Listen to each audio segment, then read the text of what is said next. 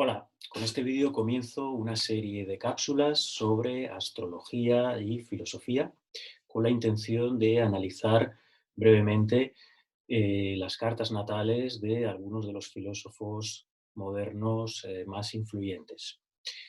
Esto está principalmente basado en una parte de mi libro, de mi primer libro, Dimensiones de lo Real, en el que abordé, como digo, las cartas de algunos de los principales filósofos modernos. Entonces la idea es ver cómo su pensamiento, su forma de ver la realidad, está totalmente filtrada por su propia carta natal, por su propia configuración psíquica astral. Entonces, el primer filósofo con el que voy a comenzar es el conocido pensador alemán Friedrich Nietzsche, el filósofo del que muchos hemos bebido en la adolescencia, en la juventud, cuya filosofía vitalista es muy fuerte, imprime un carácter, una idiosincrasia muy intensa, y bueno, que tan influyente ha sido en el siglo XX. Bueno, aquí tenemos su carta natal. Entonces, brevemente, tampoco quiero extenderme mucho, simplemente quería mencionar algunos conceptos claves de cada uno de estos filósofos que mencionaré en otros vídeos, conceptos claves de su filosofía en relación a posiciones concretas de su mapa natal, ¿no? Empezamos con Nietzsche. Nietzsche, lo que vemos básicamente, bueno, de entrada, ascendente Escorpio, vemos un ascendente Escorpio, por muy poco, la hora podría, seguramente habría que corregirla, ¿no? Pero yo claramente le veo un ascendente Escorpio por el aspecto físico, el ascendente sabemos que marca el aspecto físico. En Nietzsche siempre aparecen las fotos con una mirada muy escorpiana, muy intensa, más bien oscura, cejas pobladas. También el bigote que tapa la boca, ¿no? Es también un rasgo muy de ocultamiento, ¿no? Escorpiano, ¿no? A nivel de fisionomía. Yo creo que encaja bastante en cuanto a la apariencia que da este ascendente Escorpio, además de toda su filosofía, ¿no? De toda la filosofía que es en momentos muy venenosa y muy destructiva, ¿no? Partiendo de este ascendente Escorpio, el regente de su carta sería Marte. Sería Marte, que lo vemos aquí arriba muy fuerte, angular, en el medio cielo, ¿no? Entonces, Marte es un planeta muy dominante en su carta, es una persona muy marcial. Su filosofía, de hecho, él mismo la llamó, en algunos escritos, se llamaba a sí mismo el filósofo del martillo, el filósofo, perdón, de la filosofía del martillo, ¿no? Esto tiene que ver mucho con esta dominante de Marte, ¿no? De Marte, el martillo viene de Marte, ¿no? La palabra, de esta forma de crítica tan voraz que tenía, ¿no? No hay que olvidar que es un Marte en Virgo es un aspecto muy... La agresividad se canaliza hacia el espíritu de crítica, ¿no? Y claramente pues es muy dominante y es lo que públicamente más se le ha reconocido. Ya fue muy polémico en su vida a nivel académico por sus análisis tan críticos y destructivos en momentos, ¿no? También, bueno, está en conjunción a Mercurio. No hay que olvidar que él fue filólogo, él estudió filología, le interesó mucho el mundo de las letras, ¿no? Y es un muy buen escritor también, ¿no? En cuanto a estilo, ¿no? Esto lo vemos claramente con Mercurio en Casa 10, esa vocación también de escritor, en Libra, ¿no? Con una cierta clase, un cierto estilo, pero sin olvidar esa crítica feroz de ese Marte perdón, en Virgo, ¿no? Entonces, vemos esa dominante muy clara ahí en el medio cielo como algo muy visible en su proyección externa, ¿no? En la Casa 10, ¿no? Por otro lado, la casa 9 es interesante analizar en los filósofos porque la casa 9 sabemos que es la casa de la filosofía, de nuestro sistema de valores, de nuestras creencias, ¿no? Aquí vemos claramente que en la casa 9 empieza el signo de Leo. Y bueno, su filosofía es etiquetada siempre como vitalista, ¿no? Como una filosofía muy vitalista, ¿no? De ensalzar el espíritu vital por encima de todo, y también con una componente muy fuerte de lo creativo, de lo estético, ¿no? Vemos también que también está Venus en casa 9. Entonces para él la verdadera filosofía no sería la conceptual, sino la estética, ¿no? La conexión con el arte y todo el aspecto estético su manera, ¿no? Y también porque es Libra él, ¿no? Este Venus está en Virgo también, ¿no? De un análisis más estético de la filosofía, pero nuevamente con ese espíritu crítico, ¿no? Virginiano, de discriminar mucho, ¿no? Los diferentes sistemas filosóficos, ¿no? Luego, por otro lado, bueno, también vemos que la luna en Sagitario pues, es muy dominante también en su carta. La vemos en la casa 1, también en conjunción al nodo norte. Este es un aspecto también muy, muy importante, ¿no? Bueno, esta luna nodo norte, yo ahí la veo que él de forma innata ya fue un filósofo, ya fue un pensador, ya fue un gran teórico, ¿no? Desde muy joven ya tuvo esa necesidad de buscar un sentido a la vida, de filosofar y de crear una nueva cosmovisión, una nueva teoría, ¿no? Esto lo indicaría esta luna en conjunción al nodo norte como punto manifestador ahí, ¿no? En la casa 1. Es un rasgo muy típico, estamos hablando de un filósofo, ¿no? Entonces la luna en Sagitario, dominante en casa 1, pues claramente está en sintonía con el hecho de ser filósofo, ¿no? Al mismo tiempo, el regente del dispositor, el señor de esta luna, sería Júpiter, que lo vemos también angular, muy fuerte. Júpiter está en la casa 4, en el fondo del cielo, lo cual es muy destacado cuando vi, analizando cartas de diferentes filósofos, que había aspectos fuertes de Júpiter o Júpiter muy dominante siempre. Júpiter angular, aspectos Sol-Júpiter o Mercurio-Júpiter, en la mayoría de filósofos modernos, ¿no? Aquí lo vemos, pues bueno, este Júpiter angular, que aquí yo lo que veo, en relación a su filosofía siempre, este Júpiter en Piscis le veo mucho su aspecto más espiritual, a pesar de que él lo negara, ¿no? Él negara toda metafísica y toda espiritualidad, todo lo transmundano, él hace una deconstrucción de todo eso como constructos de los espíritus débiles, decadentes, que niegan la vida, pero eso no quitó que él internamente, en su fuero interno, casa 4, pues tuviera algún tipo de anhelo místico, ¿no? Y es esa parte más mística que se ha hablado a veces de Nietzsche, sobre todo en relación a la idea de el eterno retorno, cuando él habló llegó a esa conclusión, el eterno retorno de lo idéntico, ¿no? Una idea muy confusa de su filosofía, que no se ha entendido muy bien, de la que hay muchas interpretaciones, que él reconoció que tomó por inspiración de Schopenhauer. Schopenhauer le influyó mucho y Schopenhauer es de los primeros filósofos occidentales en los que entra el budismo, ¿eh? Schopenhauer leyó las Upanishads, los Vedas, y en su filosofía ya de una forma adulterada, evidentemente, pero entran nociones de Oriente, ¿no? Schopenhauer influye en Nietzsche, y yo creo que esta idea del eterno retorno de lo idéntico de Nietzsche es una adulteración occidental mal comprendida de nociones que llegaron aquí a Occidente a través de Schopenhauer, ¿no? Veo claramente que es aquí abajo, ¿por qué? Porque fijaos que también Júpiter está en conjunción a Urano y está, fijaos en los grados que está, en los últimos grados de Piscis y los primeros de Aries. Es la cabeza y la cola del Uroboros, de la serpiente del zodiaco, ¿no? Y la noción que él habla es de el eterno retorno, ¿no? Es como el fin y el comienzo, se vuelve nuevamente el ciclo a cerrarse, ¿no? Y tiene mucho que ver ese eterno retorno de lo idéntico a el paso de Piscis a Aries, el eterno retorno de la rueda zodiacal, de este samsara, ¿no? Entonces, bueno, yo claramente le veo esa noción metafísica de su filosofía en su casa 4, en estas posiciones, ¿no? Bueno, Urano, por otro lado, Urano en 4, yo lo veo que es la ruptura que hace con la tradición, ¿no? La casa 4 es el pasado, la tradición, lo heredado. Él hace una deconstrucción muy fuerte de toda la tradición judeocristiana y de toda la tradición socrática, ¿no? De todas las metafísicas que se han construido, que niegan la vida, como he dicho antes, que crear mundos, un mundo de las ideas platónico, o un mundo los salvados, de las almas cuando se salvan después del juicio en el judeocristianismo. Todo eso él hace una construcción como que está basado en la moral de espíritus débiles, la moral de esclavo, que ensalzan esos valores, ¿no? Y esto se contradice con la moral de los nobles, de los aristócratas que él defendió, ¿no? Lo cual enlaza también con una noción central de su filosofía, que es la voluntad de poder y la del superhombre. También muy mal comprendidas, por cierto, muy mal interpretadas, ¿no?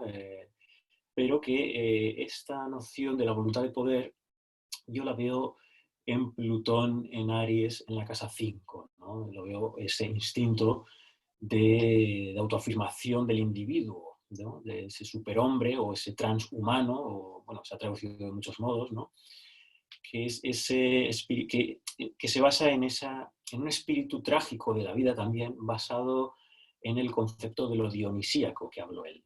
Él empezó a filosofar mucho en sus primeras obras, analizando la tragedia griega, porque él era filólogo, y basándose mucho en la noción de apolíneo, lo apolíneo y lo dionisíaco. Esta polaridad es central en su filosofía desde el comienzo, sobre todo en las primeras obras de juventud.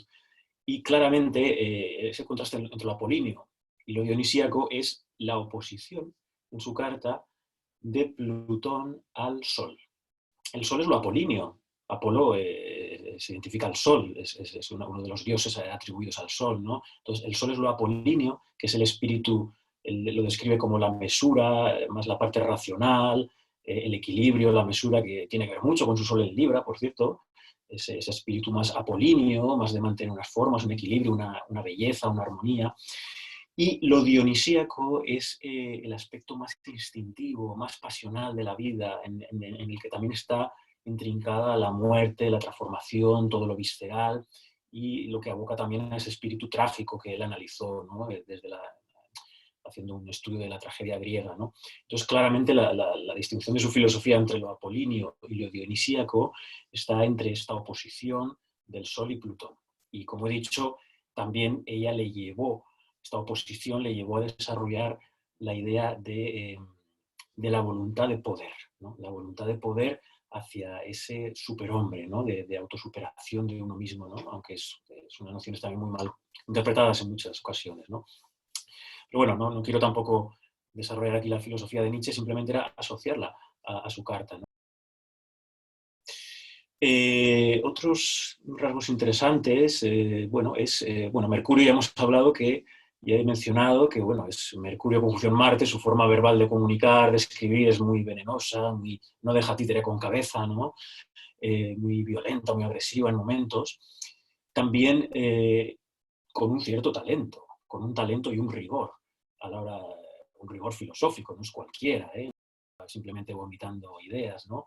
Y eso lo vemos con Mercurio, que hace una línea de talento, un trígono, a Saturno en casa 2, que la casa 2, por cierto, también es la de los talentos innatos, ¿no? Entonces, sus ideas, a pesar de que fueran muy destructivas en momentos, no dejaban de tener un talento y un rigor, y un conocimiento muy profundo de las fuentes y de la tradición, ¿no? Y eso lo veo por este aspecto de Saturno, que Saturno está bien dignificado en Acuario y bastante bien aspectado en general, ¿no? Pero bueno, este Mercurio evidentemente está muy tensado, no solo por Marte, sino por una oposición también bastante exacta a Urano, lo cual claramente tiene que ver con sus trastornos mentales, que en última instancia le llevaron a la locura, a la demencia, y a pasar los últimos 10-12 años de su vida encerrado en un psiquiátrico, en un manicomio, ¿no?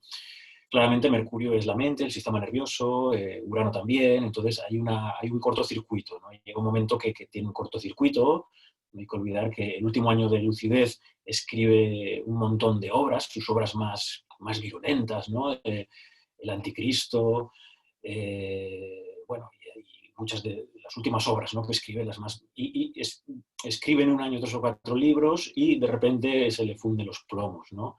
La anécdota que se cuenta, ¿no? Paseando por Turín, creo que era, de repente ve a un caballo que estaba siendo maltratado o abusado o algo y se planta delante del caballo, se pone a llorar delante de él, se pone a hablar con él y ahí es cuando tiene una disociación, ¿no? O una esquizofrenia o algo y se queda demente para toda la vida, ¿no? Hablando en ese episodio, ¿no? De esa compasión que mostró hacia ese caballo, ¿no? Tal vez la compasión, el aspecto sentimental, el que había criticado con tanta fuerza toda su vida, ahí le explotó, ¿no? Entonces, bueno, pues eso, ese Mercurio está muy cargado, entonces vemos que hay oposiciones muy explosivas en su carta, ¿no? Mercurio-Marte, oposición a Júpiter-Urano y solo oposición a Plutón, eso es una bomba de relojería, ¿no? Y en un momento pues explotó y acabó como acabó, ¿no? Entonces, bueno, sí, y por último, Neptuno también, mencionarlo, que también hay una línea de talento muy importante de Neptuno al Sol, ¿no? Neptuno en la casa 3. La casa 3 es la comunicación también, ¿no? Él se enfatizó mucho en su pensamiento en valorar más el conocimiento metafórico, el conocimiento en imágenes, ¿no? Él criticó mucho el pensamiento conceptual. Él llegó a decir, bueno, pues que el concepto es una falsedad de la realidad, todo concepto, ¿no? Por eso su filosofía es asistemática y aconceptual, ¿no? Eh, entonces, bueno, hizo una deconstrucción, una genealogía de la moral, como en su libro, de ver qué se esconde detrás del concepto, ¿no? Detrás de todo concepto se esconde una moral de los decadentes, de los débiles, ¿no? Que construyen ese aparato conceptual, ¿no? Entonces, él aboga siempre más hacia formas de pensamiento, hacia lo sagrado, hacia lo metafórico, hacia la imagen y hacia lo musical, incluso, ¿no? Él, no hay que olvidar, Sol en Libra, Trígono a Neptuno en 3. Él estudió para músico, él quiso ser músico. Yo creo que en el fondo fue un músico frustrado. De hecho, él fue amigo de Richard Wagner en aquella época, aunque en última instancia discrepó con él y discutió y se separó. Pero había una parte muy estética en él, ¿no? Muy vinculada a la música, algo creo que llegó a componer a nivel de música o de piano, hay alguna obra de juventud, pero luego derivó a la filosofía y a la filología, ¿no? Pero claramente en este trígono Sol-Neptuno, de aire, en casas de aire, pues hay un talento ahí natural por comunicar también desde lo estético, desde lo musical, ¿no? Y bueno, y por último, en cuanto a este Sol en 11, no hay que olvidar que su filosofía ha sido muy futurista, en cierto modo, ¿no? Él, al fin y al cabo, era un visionario, ¿no? Su Sol en 11 se anticipó. Por eso influyó tanto, influyó muchísimo y configuró toda la mentalidad y toda la filosofía del siglo XX, ¿no? Desde Heidegger, los existencialistas, todos los posmodernos franceses, su influencia fue brutal, ¿no? Y él se anticipó en muchas ideas, ¿no? Bueno, su conocida sentencia de la muerte de Dios, ¿no? Como un fin de Occidente, ¿no? El fin de los grandes relatos que habló luego la posmodernidad, y todo el nihilismo, ¿no? Una sociedad abocada al nihilismo, ¿no? Pues todo eso fueron muchas ideas que influyeron muchísimo, ¿no? De hecho, es el filósofo de la posmodernidad, en cierto modo, que se anticipó, ¿no? Por eso influyó tanto, ayudó mucho a comprender lo que iba a venir en el siglo XX. O sea, él vivió en el siglo XIX, en la segunda mitad del XIX, pero su filosofía es como que se anticipa, ¿no? A todo el desastre que supuso, ¿no? El siglo XX, ¿no? Con todo lo que ocurrió, ¿no? Entonces esa parte es mucho la parte más futurista, visionaria de esa casa 11 que lo suele aportar, ¿no? Y ese sol, que por cierto es un sol que también está en conjunción a la estrella Spica, que es una estrella favorecida, que evidentemente le dio un renombre. A ver, estamos hablando de Nietzsche, no es cualquiera, tiene un renombre a pesar de que acabó mal y tal, y fue un incomprendido toda su vida, pero tiene un renombre, ¿no? Tiene un renombre, ha pasado, forma parte de la historia de la filosofía, la historia del pensamiento, como uno de los más influyentes, ¿no? A todos los niveles, ¿no? Y esa grandeza también se la da la conjunción con la estrella Spica del Sol, ¿no? Entonces, bueno, esto ha sido un repaso en la máxima síntesis posible de algunos conceptos ajustados a los diferentes planetas de su carta natal para que, por muy personal bueno, mejor dicho, por mucho que un filósofo quiera crear algo muy, a veces con pretensión de universalidad, no deja de ser algo muy personal, muy filtrado por la forma de ver la realidad que vemos en su carta natal, ¿no? Como hemos visto, ¿no? Entonces, bueno, Nietzsche es un filósofo muy incomprendido y muy mal usado. Tras su muerte, su hermana hizo una interpretación más que vinculó hacia el nazismo, preparó su obra hacia el nazismo, en la Alemania nazi, fue usada su obra en este sentido, pero él siempre renegó del nacionalismo alemán, siempre renegó. De hecho, llegó a renunciar a su nacionalidad alemana y llegó a quedar toda su vida como un expatriado, sin patria, lo cual vemos también con ese Urano en casa 4, ¿no? La parte más de renunciar a toda nacionalidad, a toda patria, ¿no? Por eso que él criticaba el nacionalismo de la época de Otto von Bismarck, y no tiene sentido las asociaciones que se han hecho luego con el nazismo, ¿no? porque Nietzsche ha sido muy injusto en muchos grupos, ¿no? Nietzsche en el siglo XX su filosofía ha sido reivindicada por grupos de extrema izquierda, por grupos de extrema derecha, incluso por grupos anarquistas, ¿no? Entonces, su filosofía es tan combativa que se ha tergiversado mucho, ¿no? Si no se conoce bien, ¿no? Pero bueno, viendo la carta, pues podemos encajar mucho y comprender muchas de sus ideas de dónde venían. Bueno, pues esto ha sido todo en relación a la carta de Nietzsche. Continuamos en otros vídeos analizando las cartas de otros filósofos. Un saludo.